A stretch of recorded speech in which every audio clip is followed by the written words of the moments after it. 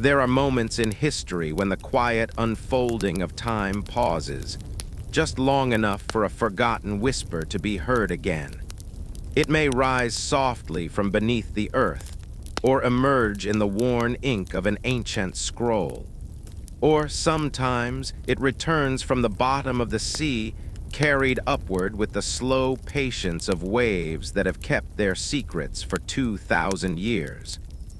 This story begins not in the halls of kings, nor in the shadow of marble temples, but beneath the Ionian sun, upon the calm, blue waters near a small island off the coast of Greece. Antikythera, a place where cliffs lean steeply into the sea and where the waters deepen quickly, descending into quiet, shadowed blue. On many days, the wind is slow and steady there. Fishing boats glide across the water as they have for centuries, their sails moving gently like the wings of patient seabirds. It was in the early years of the 20th century when a group of sponge divers sailed these waters. Their world was simple and harsh, diving deep beneath the waves to harvest sponges, guided by courage, instinct, and the traditions of the sea. On one particular day, the water swayed softly. The sun warmed the deck, and one diver wearing the heavy copper helmet of early diving gear disappeared beneath the surface. Down he went, deeper and deeper still. The water darkened. The sounds of the world above faded. Only the slow movement of the sea remained, and then he saw it, not coral, not rock, but a shape, the silent bones of a shipwreck, the remains of a vessel that had lain undisturbed for nearly 2 millennia, resting quietly where it had fallen, its timbers softened and worn, its cargo scattered like forgotten offerings upon the sea floor. There were statues, once bright and lifelike, now coated in marine incrustation, frozen in timeless stillness. Amphorae, once filled with wine or oil, rested gently in the sand. A hush surrounded the wreck, as though the centuries themselves were still lingering there. The divers returned again and again, lifting fragments of a world long gone. Among these relics, unnoticed at first, was a cluster of ancient bronze. It was small, heavily corroded, broken into parts. It did not gleam. It did not impress. It seemed nothing special compared to the statues and treasures. And yet, inside it waited a secret. For years, the fragments sat quietly in storage, as patient as the shipwreck had been beneath the sea. Scholars examined them from time to time, curious but unaware of the magnitude of what rested hidden beneath layers of corrosion. Until slowly, the bronze began to reveal its truth. Tiny inscriptions, teeth of interlocking gears, fragments of an ancient machine, a device older than the fall of Rome, older than the rise of medieval kingdoms, older than the great libraries of the Islamic Golden Age. Crafted when Caesar still walked the earth, when the Parthenon still gleamed beneath the Athenian sky. This object would come to be known as the Antikythera Mechanism, and its very existence would raise a question that still lingers softly in the corridors of time. How much did the ancient world truly know? Because this was not a mere ornament, not a toy, not a trinket. This was something astonishing, a machine of delicate gears and precise design, capable of calculating the motions of celestial bodies, predicting eclipses, marking the passage of cycles in the heavens. A computer built in the ancient world. And so our journey begins not with drama or fear, but with quiet awe. As we sit together beside the soft crackle of imagined firelight, let us step gently into the past, into the world of ancient Greece, and follow the long, winding path of this mysterious device. Let us visit the minds of those who crafted it, the philosophers who dreamed of the cosmos. The sailors who carried it across the waves and the scholars who rediscovered it centuries later. This will be no tale of shadows or terror. It is instead a story of wonder, of curiosity, of the human desire to understand the sky. The Antikythera Mechanism stands as a bridge connecting forgotten artisans and modern scientists, linking starlight with bronze, binding antiquity with the present. And as the fire burns gently beside us, we begin to listen to the quiet voice of history. Returning from the deep. For now, let us drift slowly back to those early days of discovery when scholars first brushed away the corrosion and glimpsed the gear-filled heart of a machine older than memory. The world paused and whispered, could this truly be ancient? And so, as the echoes of the ancient world softened into the night, the first thing that scholars noticed was not beauty, but mystery. The bronze fragments, once heavy with the sleep of centuries beneath the sea, seemed unremarkable at a glance. Their edges were jagged. Their surfaces were layered with green corrosion, rough to the touch and darkened by the slow patience of seawater. Yet as the researchers leaned closer in the quiet halls of the museum, something unexpected appeared beneath the crust of time. Lines, grooves, teeth. Not the teeth of an animal, but of gears, tiny, intricate, carefully measured. As the device was cleaned slowly, carefully, delicately, it began to reveal more. Greek letters, faint but still clinging to the bronze, circular plates etched with markings, fragments of wheels once turning with delicate precision. This was no accident of nature. This was intent. A mind, or perhaps several minds, had shaped this object with purpose. The scholars paused. They exchanged thoughtful glances. For in the long, winding story of human history, few things are as startling as a discovery that does not belong where it appears. Gears of such refinement were thought to be absent from the ancient world. Mechanical clocks, so often considered marvels of the medieval age, were believed to mark the beginning of such complexity.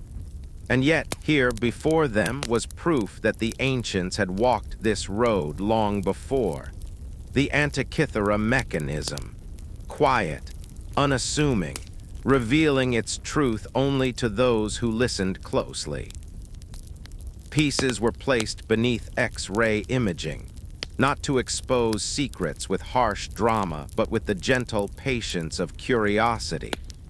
Slowly, like unfolding petals, the inner world of the mechanism opened to human understanding. Layer upon layer of gears emerged, 30, perhaps more, each one interlocking, each one sharing motion, each one carrying the language of the heavens. It was as though someone 2,000 years earlier had taken the movements of the sun, the moon, and the wandering planets, and folded them into bronze. How could this be? To understand, we must travel back not with haste or urgency, but with calm steps into the world that first shaped such a thing, ancient Greece. A world where thinkers did not simply watch the sky, they listened to it.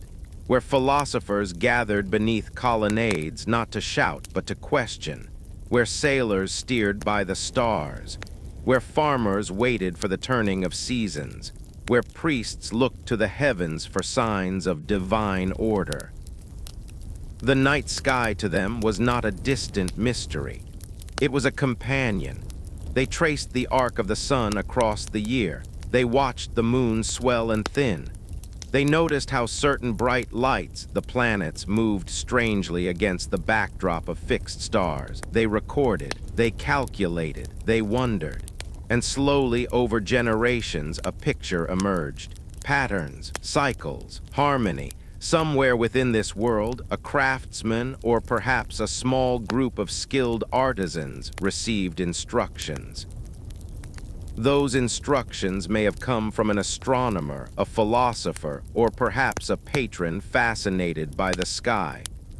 Bronze sheets were cast, gears were cut, teeth were shaped with care, each component demanded patience. One wrong cut and the device would falter, yet the hands that shaped it were steady.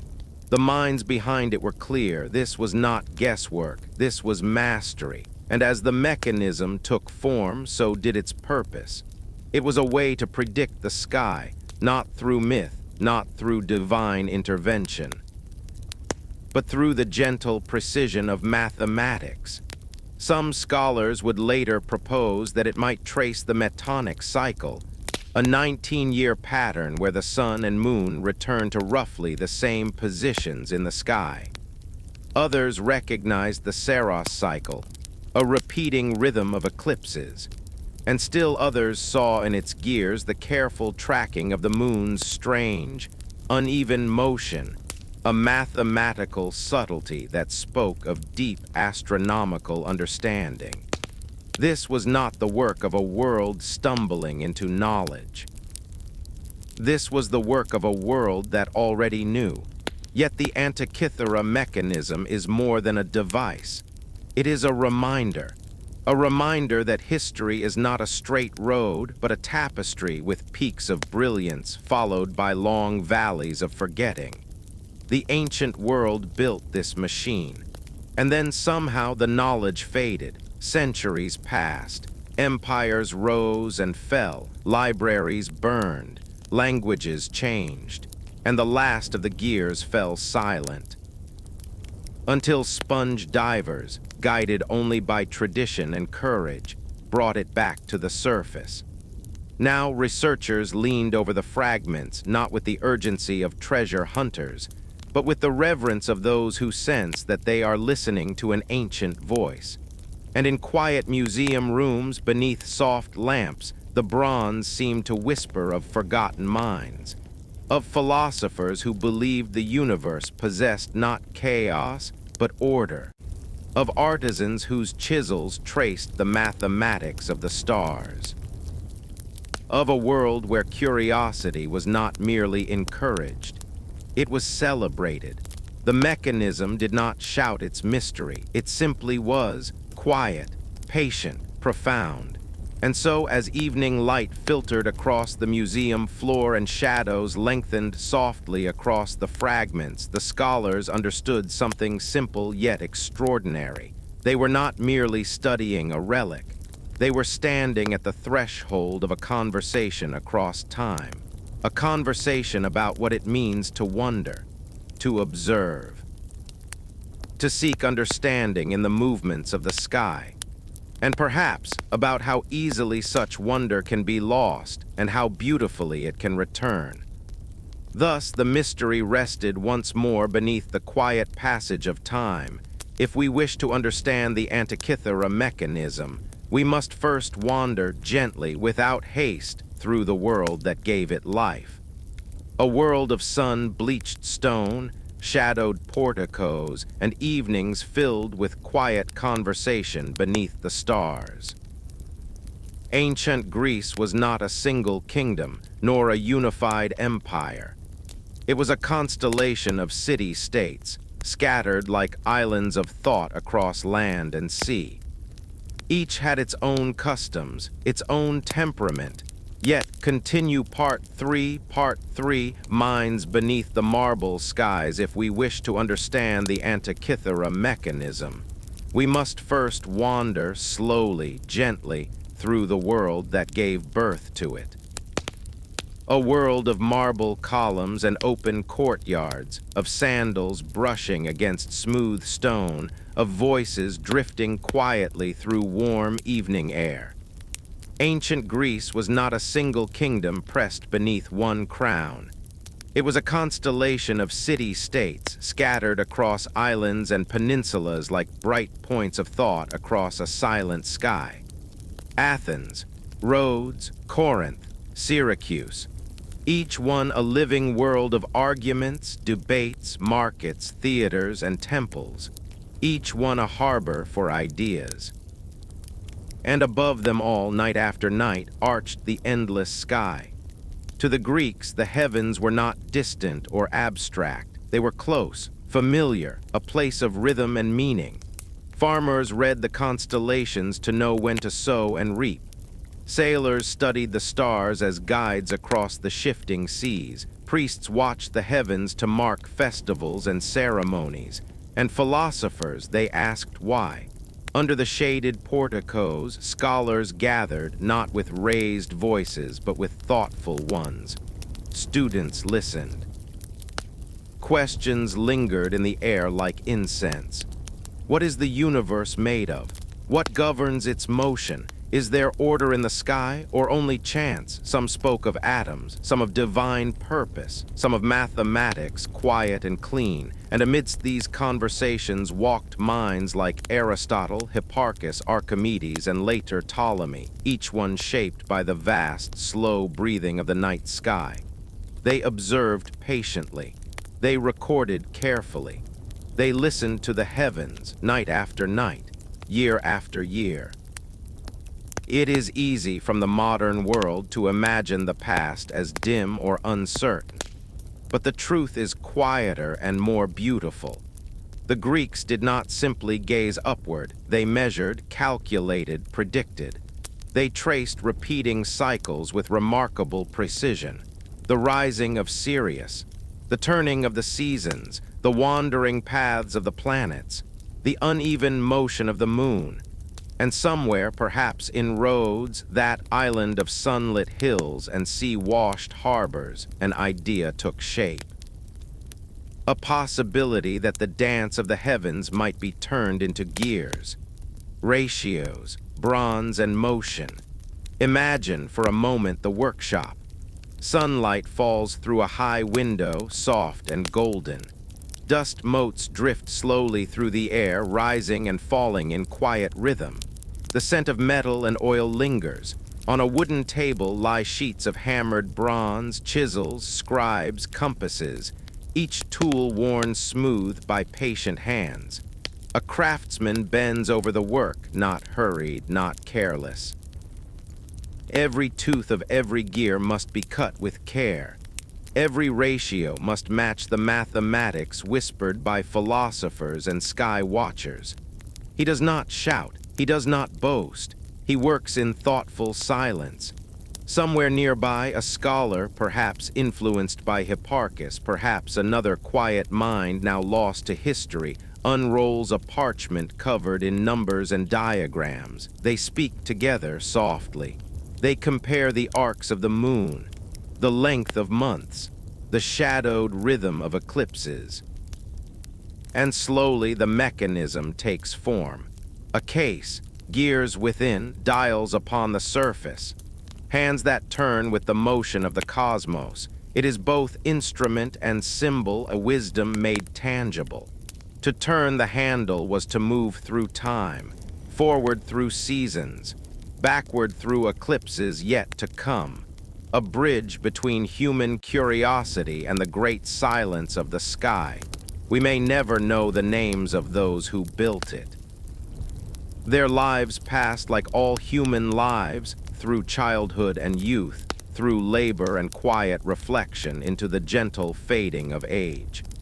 But the trace of their minds remains here within bronze, beneath the corrosion of centuries. And so the mechanism, carefully stored, perhaps carried as a prized possession, began its journey across the seas, its case closed, its gears resting softly in darkness, a companion to sailors and scholars alike. We know only where that journey ended, beneath the waters near Antikythera. But before that moment, before the storm, before the wreck, it must have lived a life filled with human hands, human breath, human wonder. Someone once held it with care. Someone once turned its wheel. Someone once watched the delicate dials move like planets gliding through time. Perhaps they felt the same quiet awe that scholars feel today. For the Greeks did not separate beauty from knowledge. To understand the universe was to participate in harmony, to glimpse the order behind the world. And the Antikythera Mechanism was harmony made visible. Centuries would pass. Empires would rise and fade. Libraries would burn. Languages would shift like sand along the shore. Yet the bronze remained silent beneath the sea, waiting for divers from another age. Waiting for the question to be asked again, just how far had the ancients gone? And as the imagined fire beside us settles into a soft, steady crackle, we begin to feel that this story is not simply about a device. It is about the human spirit, patient, curious, forever searching the sky for meaning. And so, as the echoes of the ancient world softened into the night, there are moments in history that do not announce themselves. No drums, no proclamations, only the quiet unfolding of fate woven into the everyday rhythms of life. So it must have been with the ship that carried the Antikythera Mechanism across the Mediterranean Sea. Let us picture it not with drama, but with calm imagination. A broad-bellied merchant vessel of the late Hellenistic world, its timbers seasoned by salt and sun, its sails drawing the steady winds that wander endlessly between the islands of Greece and the shores of distant lands. The cargo hold is full. Marble statues wrapped in cloth and straw, amphorae stacked like sleeping sentinels, bronze works, glassware, woven goods, and somewhere among them, perhaps in a wooden case, its lid secured with care, rests the mechanism. The sea has always been both pathway and mystery. For the ancients, it was not merely a body of water. It was a realm. Sailors moved across it with respect. They whispered prayers before voyages. They watched the sky with quiet precision. The stars were guides, companions, silent teachers. And so this ship, filled with fragments of art and knowledge, set sail. The days passed gently. Morning sunlight shimmered across the waves. The crew moved about their work with practiced ease. Ropes creaked. Wood sighed. The ship breathed with the sea. At night, the heavens opened in calm brilliance. Constellations traced familiar shapes, heroes, hunters, queens. The Milky Way stretched like a pale river of starlight. The moon rose and fell with slow dignity. On such nights, perhaps someone, a scholar, a merchant, a curious sailor, opened the box containing the mechanism. They lifted it with care. They turned the small crank, gears engaged with soft, metallic whispering. The dials glided forward through time. Dates passed beneath delicate markers. Eclipses revealed themselves in bronze. The moon danced its measured path, and whoever watched would have felt, if only for a moment, that the universe was not chaos but a song that could be understood. The ship drifted onward through waters known and unknown, carrying with it the minds and labors of countless people. Miners who dug the ore, smelters who shaped the bronze, scholars who traced numbers onto parchment, artisans who carved delicate teeth into metal wheels. All of them in their own way were present in that quiet box. Yet history, like the sea, moves according to rhythms beyond any one person's will. One day, perhaps after months on the water, the sky changed. Not suddenly, not with fear, but with the gradual thickening of cloud and wind. Sailors do not panic when weather shifts. They read the sea as one reads an old friend's expression. They know its moods, but even the most experienced mariner cannot always escape what comes. Waves lifted, the hull strained. The sky grew heavy and low. Let us not imagine chaos here. No terror, no shouts swallowed by storm. Let us instead imagine endurance. Hands steady on ropes, faces marked by salt and patience. The vessel riding each wave with courage born of necessity. And yet, perhaps through misfortune, perhaps through the quiet inevitability of wood meeting stone, the ship found its end near the rugged shores of Antikythera. Rock, impact, water rushing in. The cargo shifted, statues, amphorae, tools, and the mechanism all tumbling into the darkening sea. And then stillness. The world above moved on, wars, kingdoms, philosophies, new faiths, new worlds, while below the surface the wreck slipped gently into silence. Year after year, century after century. Marine life settled upon the remains. Shells accumulated, coral grew, sand drifted in soft, patient veils. The ship forgot the sun. The mechanism forgot motion, its gears slept. And time, that great, quiet river, continued to flow. Above the surface, the world changed. Rome rose, Rome fell, empires came, empires faded, languages shifted, cities blossomed and crumbled. Knowledge was gained and lost and gained again. Yet through it all, the Antikythera Mechanism lay in darkness, preserved by the very sea that had claimed it. It waited. Not consciously, for it was only bronze, but in the way that all artifacts wait, held in the deep, shielded from fire and forgetfulness until the day the world was ready to remember. And then, after nearly 2,000 years, divers descended. A new age met an old one, and once more, quiet curiosity bridged the centuries. But before we return to that moment of rediscovery, let us dwell just a little longer upon the mystery of how such knowledge can vanish. How could a device so advanced be built, and yet leave behind so few descendants? Why did this mechanical genius not spread across the ancient world?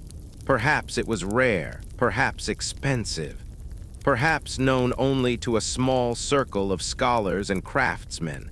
Perhaps wars disrupted learning, libraries burned, trade routes faltered. And the delicate chain of mentorship, teacher to student, master to apprentice, was broken. Knowledge, after all, is not a permanent monument. It lives in minds, in hands, in conversations. When those end, quietly, without fanfare, whole worlds of understanding can fade into the shadows of time.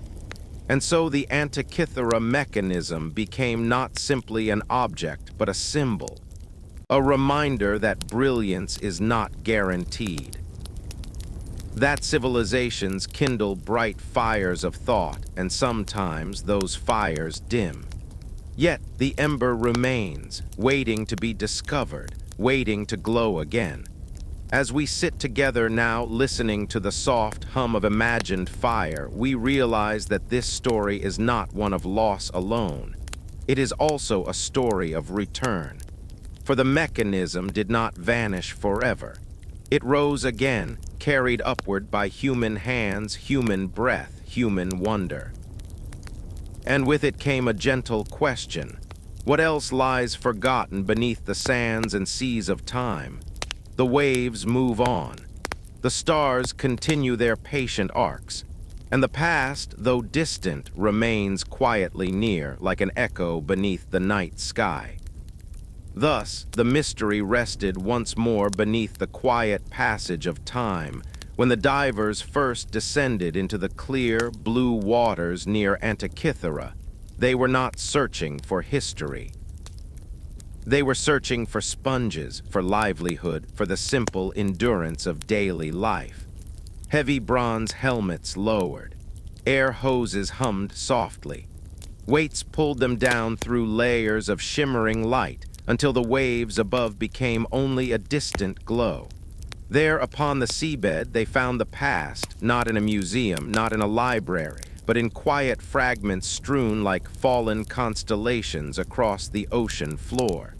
Marble statues reclined in timeless grace. Broken amphorae rested upon the sand. Pieces of once proud cargo lay in silence, wrapped in centuries of marine growth. And among them, unnoticed at first, lay a small cluster of misshapen bronze. It did not shine. It did not proclaim its importance. It simply rested, dark, rough, humble. The divers did not know what they had found. How could they? They gathered what seemed of value or curiosity, and the fragments joined the statues and relics on their journey back to the surface. The sea released its treasure. The modern world received it. Years passed before true attention turned toward those corroded pieces. They sat quietly in museum drawers, still waiting as they had always waited. Then at last, careful hands examined them, and curiosity awoke. The first realization came slowly, like a dawn where the light grows not in sudden brightness but in delicate shades. This was not simple decoration. There were markings, tiny Greek inscriptions etched with care. There were wheels, circular plates layered with faint numerals and lines. And inside, preserved in mineral crust, there were gears in a device more than 2,000 years old. Scholars leaned closer. Years of patient study followed, not rushed, not sensational, but deliberate. The corroded fragments were separated, photographed, traced, X-rayed. Diagrams were sketched. Hypotheses formed and evolved. The fragments spoke slowly, as though reluctant to surrender their secret all at once, and gradually the truth emerged. This was not merely a curiosity. It was the most complex mechanical device known from the ancient world, a machine of astonishing sophistication. 30 or more interlocking gears, each tooth cut with patience. Each wheel aligned to a mathematical purpose. It tracked the cycles of the sun and moon. It predicted eclipses.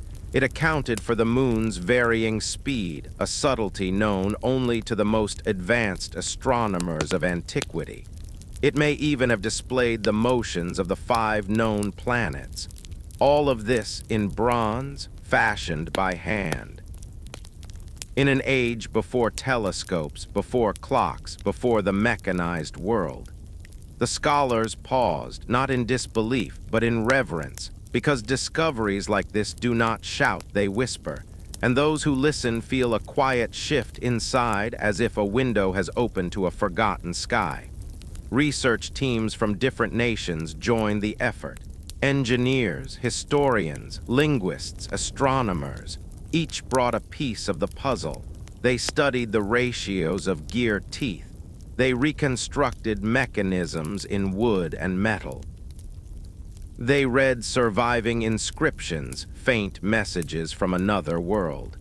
Some passages described celestial cycles. Others explained the mechanism's operation. It was, in a sense, an instruction manual written across the ages. The more scholars learned, the more remarkable the device became. This was not the beginning of Greek astronomy. It was its flowering. It showed an intellectual world that did not guess, but calculated.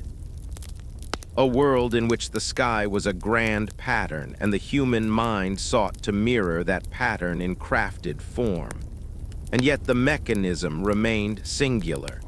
No other device like it has yet been found.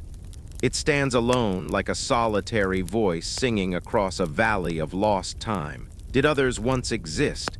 Were they destroyed in wars, melted for metal, lost at sea? Forgotten in collapsed houses or abandoned temples? We cannot yet know. But the question itself carries a sense of quiet wonder. Because what the Antikythera Mechanism tells us is not only that the ancients were capable of extraordinary innovation, but that such innovation may have been more widespread than the fragments that survive. As the years of study continued, the corroded bronze fragments began to feel less like museum curiosities and more like companions in a long conversation between past and present. Scientists spoke of gear ratios. Historians traced the lineage of astronomical knowledge. Engineers admired the craftsmanship. Philosophers reflected upon the enduring reach of human curiosity. And through it all, the mechanism remained silent, yet endlessly eloquent. It reminded us that the human longing to understand the cosmos is ancient, that the desire to map the heavens, to predict the sky, to give structure to time itself, has accompanied us across millennia. We are not separate from those who crafted this device. We are their continuation. Their questions are still our questions. What governs the heavens?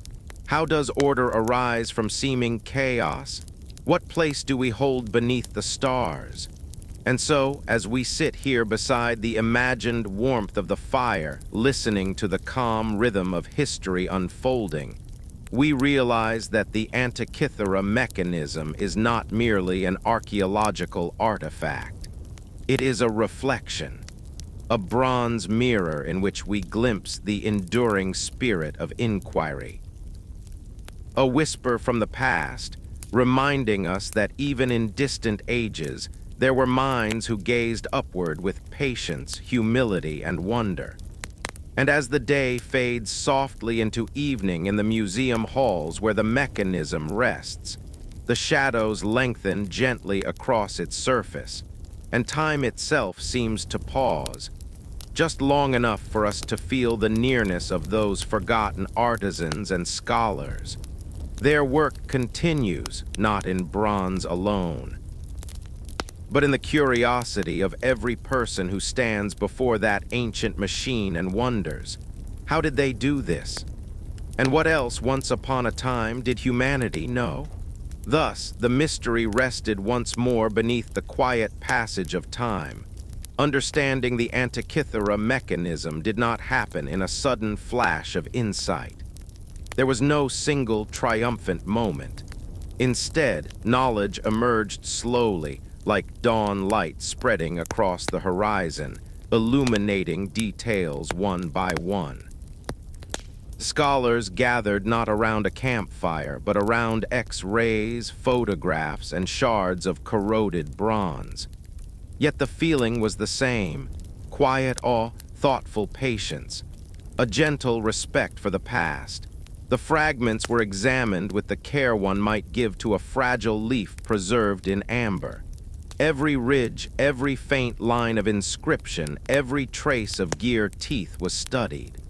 Because here, within these relics, the ancient world had left instructions, whispers etched into metal. But whispers require listening, and so the modern world listened. The language of gears first came the engineers, tracing the circles, counting the teeth.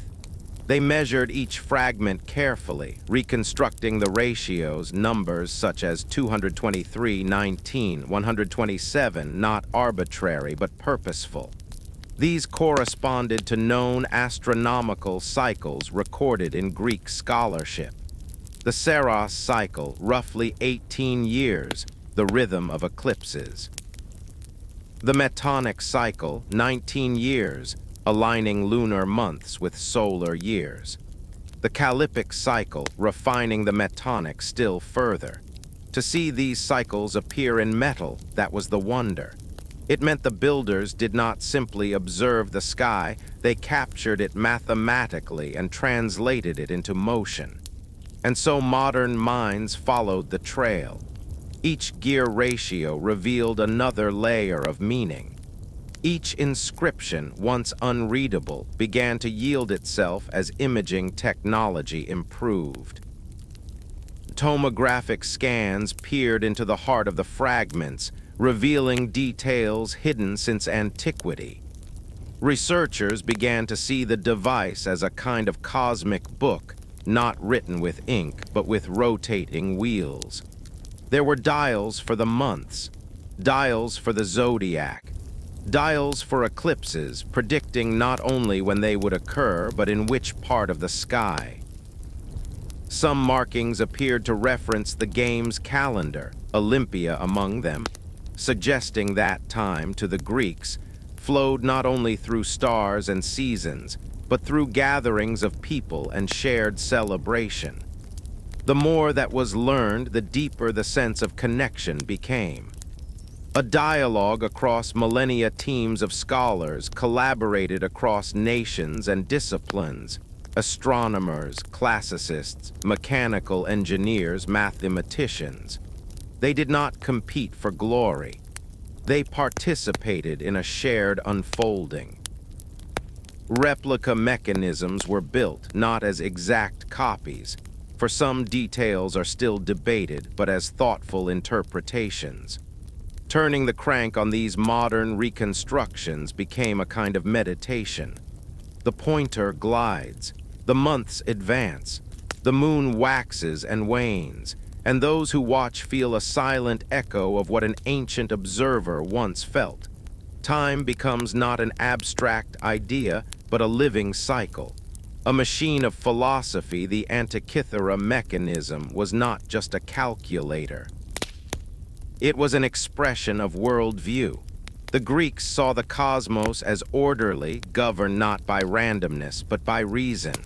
The word they used was cosmos, meaning not merely universe, but order, arrangement, beauty.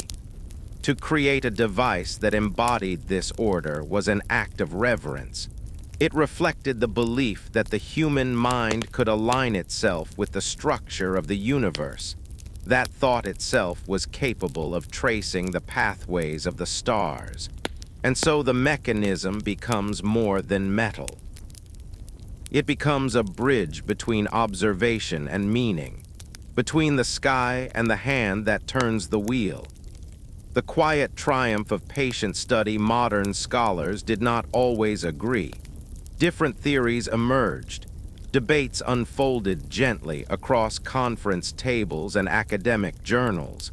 But unlike the thunder of political or military history, this was a soft story, a story of minds in careful conversation. Piece by piece, a picture formed, a shoebox-sized wooden case. Two main faces, front and back, multiple dials, dozens of gears hidden within. The front tracking the sun and moon through the zodiac and calendar. The back mapping long celestial cycles and eclipses.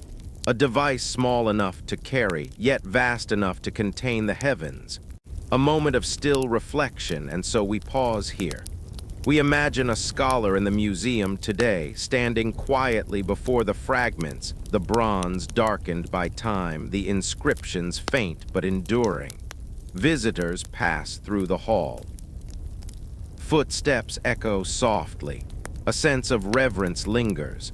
The scholar reflects how much was once known, how many teachers, students, artisans, thinkers contributed, how many stories are missing from the record. For every preserved device, how many others dissolved back into the earth.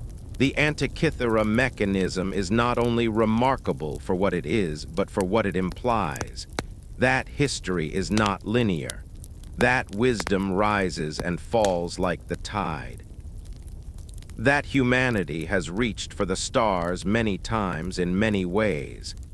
A gentle realization: the more we learn about the mechanism, the more we learn about ourselves.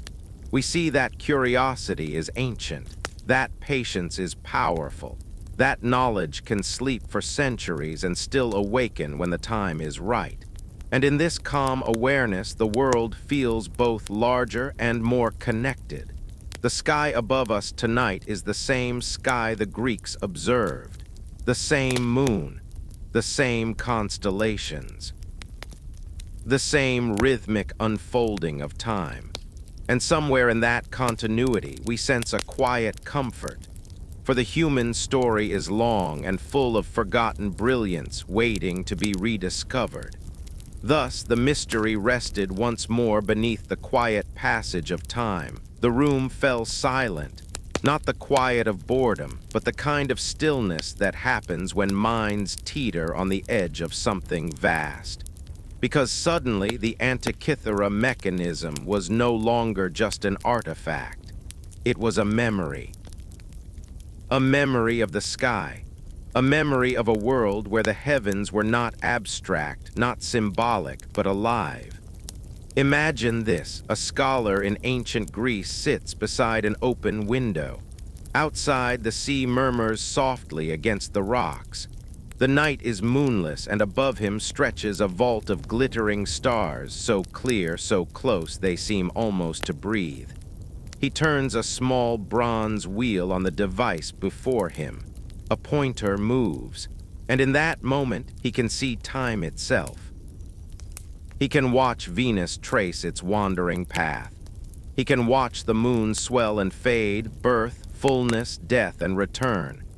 He can watch eclipses approaching like whispered warnings from the gods. He can watch the cosmic dance play out, not in the sky, but beneath his fingertips. This was not superstition. This was trust in pattern. Trust that the universe, for all its mystery, moved with rhythm.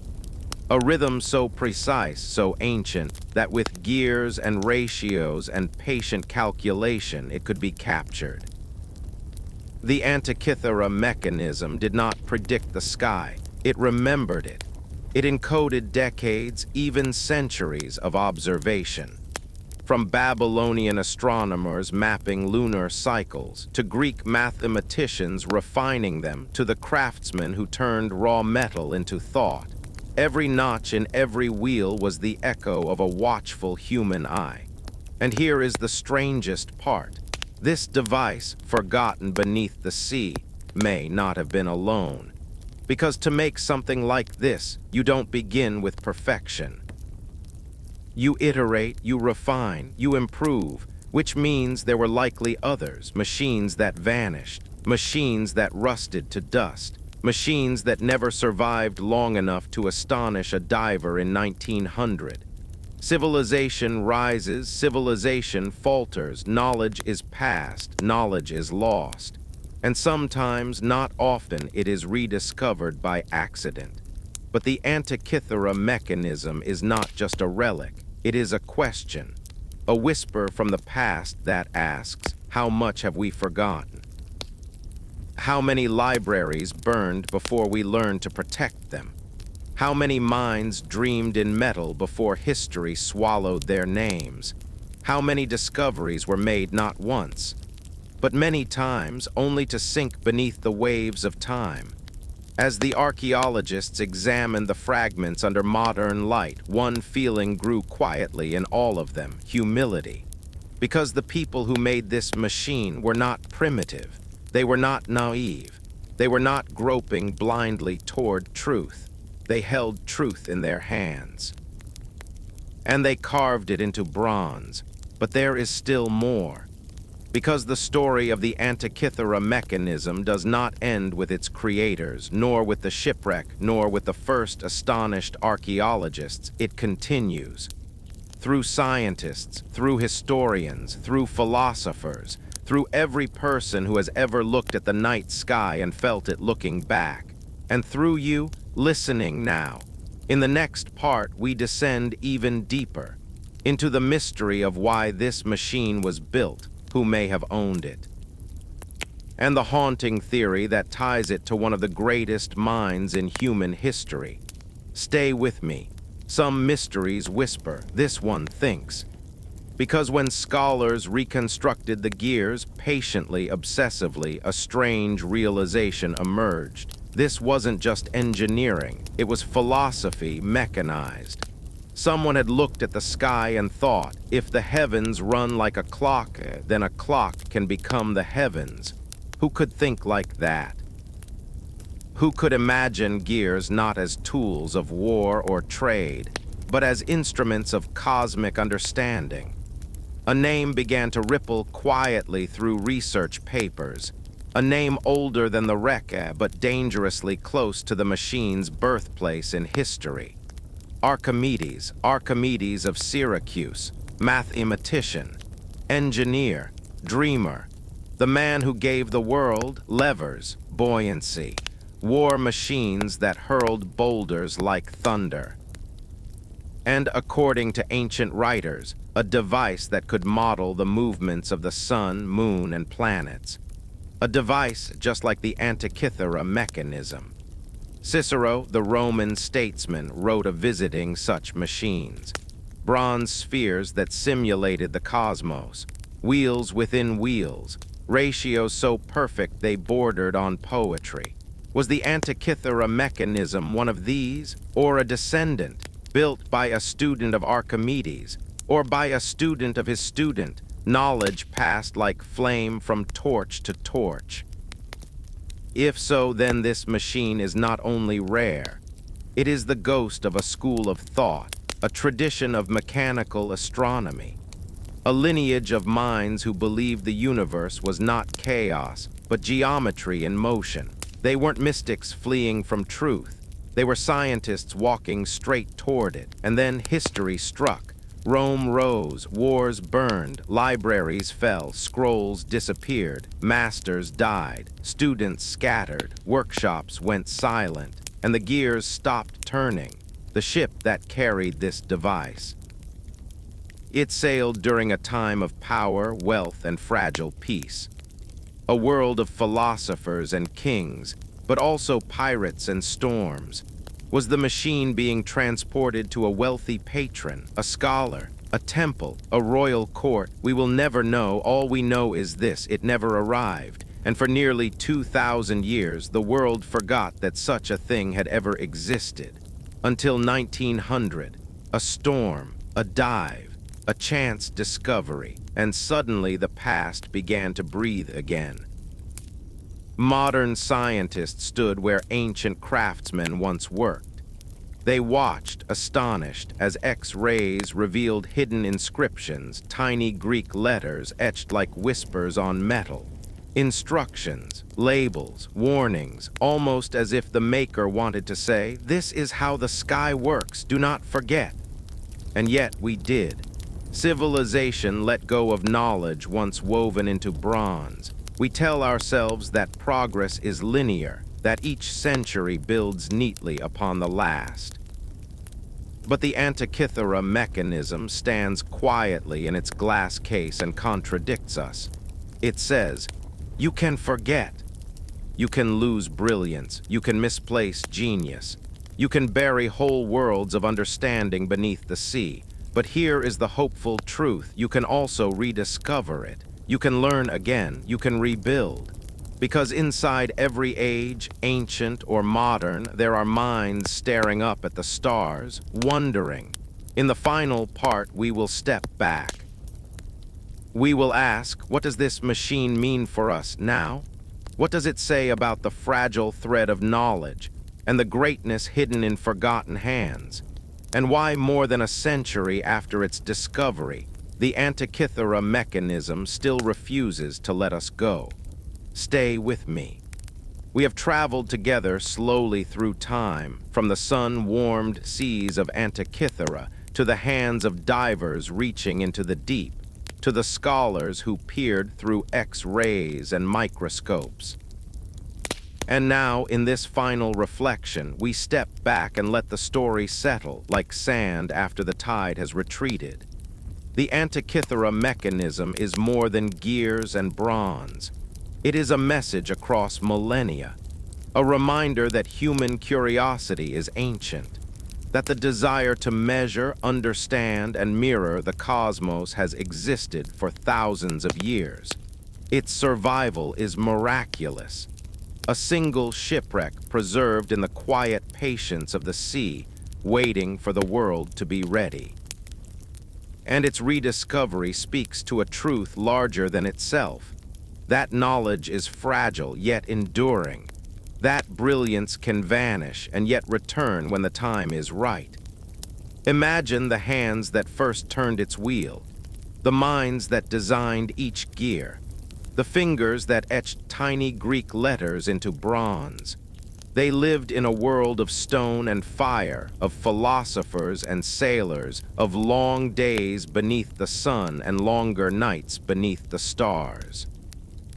They watched the sky with patient devotion and sought to make the cosmos intelligible to human minds. And though the centuries have erased their names, the mechanism speaks for them.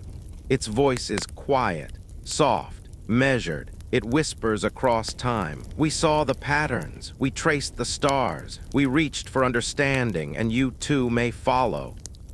In the modern era, we study it with machines that the ancients could never have imagined. With computers and tomography, we reconstruct the delicate dance of its gears. Yet in doing so, we are performing the same act of wonder as those first philosophers and artisans.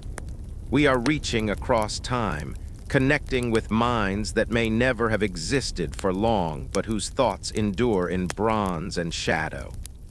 The Antikythera Mechanism is also a meditation on the persistence of knowledge, on human curiosity, on the beauty of pattern and order in the natural world, on how easily brilliance may be lost and how gracefully it may return. It is a mirror of our own potential, the possibility that humanity at any time can observe, measure, understand, and yet must also safeguard, preserve, and pass forward what it has learned. And so we return to the quiet, the gentle crackle of an imagined fire, the distant sweep of stars overhead, the patient rhythm of time itself. In this quiet, we realize every age contains wonder, every mind contains possibility. Every lost object contains a story waiting to awaken in the hearts of those who care to look. The Antikythera Mechanism rests now in glass, its gears still, yet alive in the imagination of all who study it. It is a testament to human ingenuity, a bridge across 2,000 years, a whisper of the cosmos captured in bronze. And as we sit beside our fire, letting the story soften around us, we can almost hear it speak once more. The sky moves on, and so do you. Observe, wonder, learn. And remember, the universe is patient, and so too is the pursuit of understanding. Thus, the mystery of the Antikythera Mechanism is complete, yet it is never finished. It rests peacefully beneath the quiet passage of time, awaiting every new mind that turns its gears in imagination. And in that quiet, reflective space, we leave it, feeling awe, calm, and the gentle pull of centuries, as if we have walked across forgotten ages and touched the thoughts of those who gazed at the stars long before us. And so, as the echoes of the ancient world softened into the night, the journey ends, yet the wonder remains.